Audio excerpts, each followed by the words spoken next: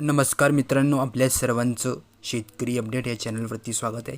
आजच्या या विशिष्ट व्हिडिओमध्ये आपण महाराष्ट्रातील 29 मे 2026 30 मे 2026 रोजीचा मध्यरात्री दरम्यानचा हवामानाचा आढावा या व्हिडिओच्या माध्यमातून घेणार आहोत।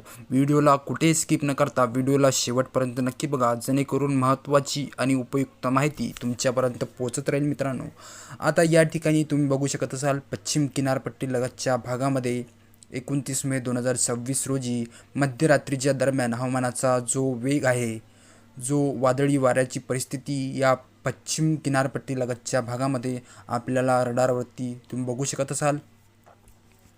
या ठिकाणी तुम्ही रडारवर बघू शकत असाल, पश्चिम किनारपट्टी लगतच्या भागामध्ये आता या ठिकाणी बाष्पयुक्त वाऱ्याची जी स्थिती आहे ती आपल्याला वाढलेली दिसून येत आहे। रडारवरती तुम्ही बघू शकत असाल, त्यामुळे या भागातील बऱ्याचशा जिल्ह्यामधील आज 29 मे 2026 रोजी मध्यरात्रीच्या दरम्यान आज उद्या परवा या 3 दिवसामध्ये या ठिकाणी मुसळधार स्वरूपाचा पाऊस आपल्याला बघायला मिळणार आहे।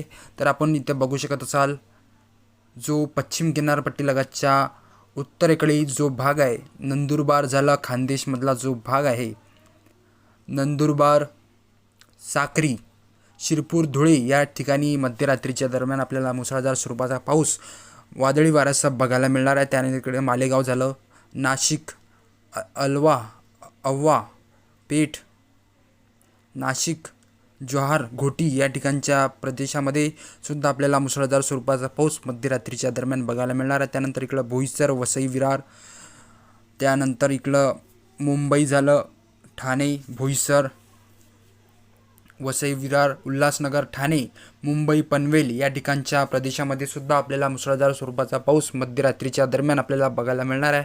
त्यानंतर इकडं पनवेल झालं, कर्जत, पेण, लोणावळा, अलिबाग, नागोठाणे या जिल्ह्यामध्ये आपल्याला मध्यरात्रीच्या दरम्यान मुसळधार स्वरूपाचा पाऊस आपल्याला मध्यरात्रीच्या दरम्यान वादळी वाऱ्यासह बघायला मिळणार आहे। त्यानंतर इकडं लोणावळा झालं, मुरुड, माणगाव, त्यानंतर महाड, दापोली, खेड, दाभोळ, चिपळूण या ठिकाणच्या प्रदेशामध्ये सुद्धा आपल्याला मुसळधार स्वरूपाचा पाऊस, विजांचा कडकडाट या ठिकाणच्या प्रदेशामध्ये आपल्याला बघायला मिळणार आहे। त्यानंतर इकडं आपण दक्षिणेकडे आलो तर रत्नागिरी झालं, लांजा, राजापूर, देवगड, कंकावली, मालवण, सावंतवाडी या ठिकाणच्या प्रदेशामध्ये सुद्धा आपल्याला मुसळधार स्वरूपाचा पाऊस मध्यरात्रीच्या दरम्यान बघायला मिळणार आहे। त्यानंतर इकडं झालं आपण येऊ शकतो ईश्वरपूर, कोल्हापूर, अंबर्डे, सांगली, तासगाव, कुरुंदवाडा या ठिकाणच्या प्रदेशामध्ये सुद्धा आपल्याला मध्यरात्रीच्या दरम्यान मुसळधार स्वरूपाचा पाऊस बघायला मिळणार आहे। त्यानंतर इकडं सातारा झालं,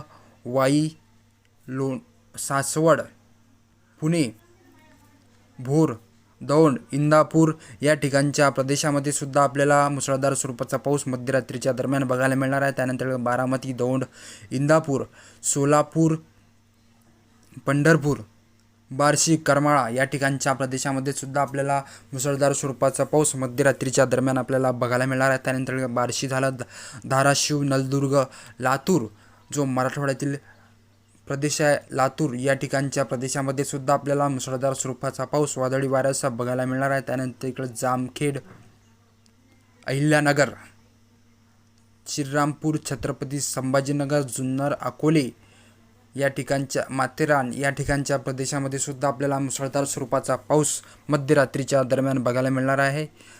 ही होती मित्रांनो 29 मे 2026 रोजीची मध्यरात्रीच्या दरम्यान हवामानाचा अंदाज या ठिकाणी आपण बघितलेला आहे। तर व्हिडिओ तुम्हाला उपयुक्त आणि महत्त्वाचा वाटला असेल तर व्हिडिओला लाईक करा आणि चॅनलला सबस्क्राईब करून बेल नोटिफिकेशनला ऑनवर सेट करा, जेणेकरून महत्त्वाची आणि उपयुक्त माहिती तुमच्यापर्यंत पोहोचत राहील। धन्यवाद। जय हिंद, जय महाराष्ट्र मित्रांनो।